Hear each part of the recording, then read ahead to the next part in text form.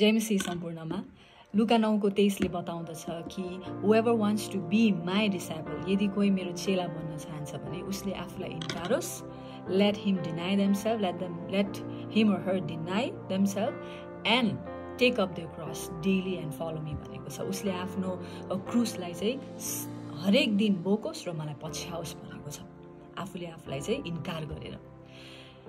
र यो वचन आज बिहान मैले पढिरहेको थिएँ र प्रभुले एउटै कुरा बताउनुहुन्छ कि हाम्रो यो पुस्ता र यो समयमा विशेष गरी जवान भाइ बहिनीहरू अथवा यो समयको हामी विश्वासीहरू पनि एउटा यस्तो होडबाजीमा हामी पसिसकेका छौँ जहाँ हामीलाई आफ्नो बारेलाई लिएर धेरै फ्लेक्स गर्ने के हैन, देखाउने म यस्तो छु, ममा यो छ त्यो छ भनेर आफ्नो कला आफ्नो विन्सहरूलाई धेरै बताउनु पर्ने। किन मानिसहरूको अगाडि, आफ्नो साथी मित्रहरूको अगाडि, सबैको अगाडि एक समान बराबरीमा आउन सकौँ, ऊ सँगसँगै तालमा ताल मिलाएर हिँड्न सकौँ भन्ने होडबाजी छ। तर परमेश्वर चाहनुहुन्छ कि यो जेनेरेसन, यो समयमा चाहिँ हामीहरूले चाहिँ आफ्नो क्रुसलाई दैनिक रूपमा बोकेको, आफ्नो क्रुसलाई दैनिक रूपमा हामीले बोक्नु भनेको अर्थ चाहिँ हामी ख्रिस्टको निम्ति चाहिँ अनकम्फर्टेबल हुन पनि रुचाउनु, सहज असहज हुन पनि। यदि कुनै कुराले परमेश्वरलाई महिमा दिँदछ भने र त्यसमा चाहिँ हाम्रो कम्फर्टलाई हामीले साइडमा राख्नुपर्ने हुन्छ, आफ्नो सहजपनलाई साइडमा राख्नुपर्ने हुन्छ भने परमेश्वर चाहनुहुन्छ कि त्यस्तो व्यक्तिहरू, त्यस्तो जवानहरू आजको जेनेरेसनमा खडा भएको, किनभने येशू चाँडै आउँदै हुनुहुन्छ प्रियहरू। र परमेश्वर चाहनुहुन्छ कि हामीहरूले आफ्नो क्रुसलाई दैनिक रूपमा बोकेको, र कसै व्यक्तिले आफ्नो क्रुसलाई दैनिक रूपमा बोकिरहेको छ भने उसले देखावटी कुराहरूलाई नो भन्न थाल्छ र ऊ चाहिँ एकदमै ख्रिस्टप्रति चाहिँ एकदमै रियल होइन, फेक होइन, तर साँचो प्रकारको सम्बन्ध उसले कायम राख्न थाल्छ। अहिलेको जेनेरेसनमा हामी हेर्छौँ भने धेरै कुरामा चाहिँ हामी एउटा कम्पिटिसन होइन माने हामी जिरहेका हुन्छौँ। सबैजनामा चाहिँ एक प्रकारको होडबाजी लागेको छ, जुन कुराको अपोजिट चाहिँ आज हामी ख्रिस्टीय भाइ बहिनीहरू अथवा हामी जवानहरू, हामी विश्वासीहरू चाहिँ जिउन आवश्यक छ। यो संसारलाई हामीले येशू ख्रिस्ट कसरी चिनाउन सक्छौँ?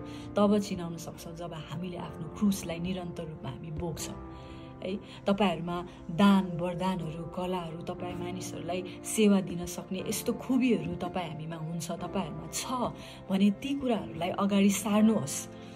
परमेश्वरको वचनले भन्दछ कि राज्यको खोजी गरेर बाँकी सबै कुरा म तिम्रो निम्ति थपिदिनेछु भन्नुभएको छ। यो समस्या छ, त्यो समस्या छ होइन, मलाई यो गर्नु छ, त्यो गर्नु छ धेरै भनिरहेको हुन्छौँ, तर कुन कुरालाई हामीले सेट असाइड गरिरहेको हुन्छ, साइडमा राखिरहेको हुन्छौँ? परमेश्वरको राज्यको खोजी गर्ने कुरालाई, र हामी गुनासो धेरै गरिरहेको हुन्छौँ। जब हामीले आफ्नो क्रुसलाई निरन्तर रूपमा बोक्न थाल्छौँ भने तब बल्ल हामी ख्रिस्टको साँचो चेला हामी बन्छौँ र हामी के गर्न थाल्छौँ? हामी मौकाहरू खोज्न थाल्छौँ प्रभु येशू ख्रिस्टको निम्ति, परमेश्वरको निम्ति खडा हुन, राज्यमा अगाडि बढ्नको निम्ति। एन्ड देन जब हामी त्यो गर्छौँ तब हामी चाहिँ चम्कन्छौँ, यु विल साइन ब्राइटर होइन। त्यसपछि अट्र्याक्टिभ हुनुको निम्ति मान्छे के गर्छ? धेरै कुरा गर्छ। अहिलेको ट्रेन्ड, अहिलेको फ्यासन, अहिलेको धेरै कुरामा अघि बढ्न खोज्छौँ। तर जब हामी ख्रिस्टलाई हृदयबाट नै, प्रभुले यो मलाई पनि आजको दिन बोल्नु भएको कुरा हो कि साँचो तरिकाले जब मैले आफ्नो क्रुसलाई नसके तापनि म बोक्छु र म अगाडि बढ्छु भने पनि अर्को कुरा प्रभुले भन्नुभएको छ, हे बोझले लादिएकाहरू म आऊ, म तिमीलाई विश्राम दिनेछु भन्नुभएको छ।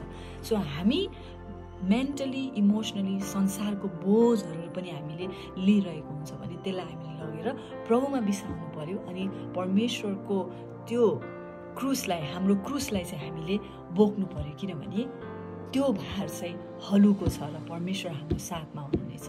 सो आई एन्करेज यु, यदि तपाईँ एकदमै लो फिल गरिरहनु भएको छ होइन, यदि कति कुरामा तपाईँ आफूलाई एकदमै हुन्छ नि त्यो ठाउँमा पाउनुहुन्छ कि म चाहिँ पिकअप लिन सकिरहेको छुइनँ, म त्यही लेभलमा लेभल अप गर्न सकिरहेको छुइनँ भन्नुहुन्छ भने त्यो कुरालाई ले डाउन, त्यसलाई राख्नुहोस् र आफ्नो क्रुसलाई उठाउनुहोस्। प्रभुले तपाईँमा के राख्नु भएको छ त्यो कुरालाई अगाडि सार्नुहोस्। त्यो सानै कुरा भए तापनि जस्ट पुश इट अगाडि सार्नुहोस्। And then the light of God होइन, परमेश्वरको ज्योति चाहिँ तपाईँबाट चम्किनेछ। परमेश्वरले तपाईँलाई प्रशस्त आशिष दियो।